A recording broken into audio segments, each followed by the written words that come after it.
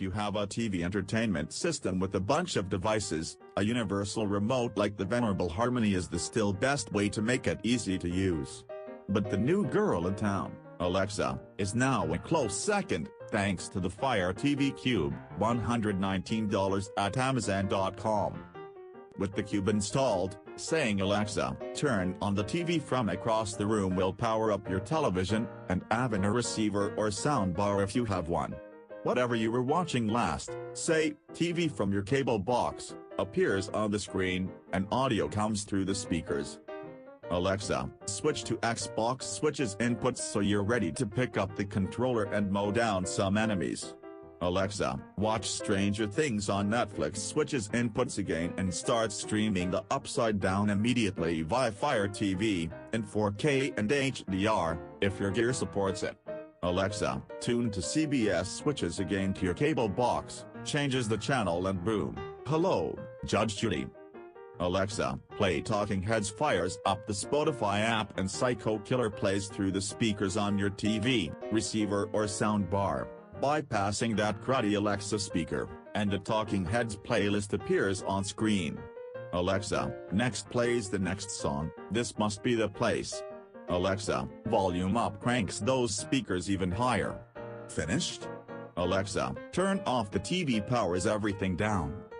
If you're used to pressing buttons on a remote, or God forbid, more than one remote, using Alexa on the Cube can make you feel like Gandalf himself. You can do all of that stuff by pressing buttons on a Harmony remote too, and in many cases, like browsing for shows, fast forward and pause, buttons are easier than using voice. And for Harmony owners, like me, who use Harmony's existing Alexa voice skill with their Echo speakers, adding a Fire TV Cube to the arrangement probably isn't worth it. The Cube isn't a full-on Harmony replacement. Its included Fire TV remote doesn't control volume or mute, a big misstep on Amazon's part that I hope it fixes in the next generation. You'll still need to keep your cable box remote if you want to do more than just switch channels. The Cube can't control the box's DVR, yet.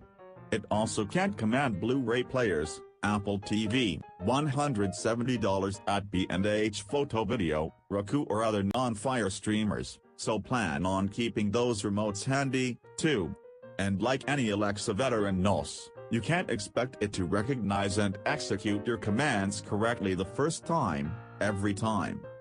None of those issues can spoil the feeling of wonder that comes with getting your dumb, frustrating entertainment system to obey spoken commands. I got a dose of it when Amazon launched Fire TV Control via Echo speakers last year, but that system couldn't tame your audio equipment or switch inputs. The Fire TV Cube is one of those special devices that breathes new life into your existing tech gear, making it more fun and easy to use than ever. Device control via voice, Cube. Sure, the Cube can do all that Fire TV and Echo speaker stuff, stream Netflix, Hulu, and YouTube, give a weather report and control your lights and thermostats, all via voice or using the Fire TV remote, but its real differentiator compared to existing Alexa products is device control. Amazon reps told me it can command tens of thousands of devices, roughly 90% of devices in the US, but didn't cite a specific number.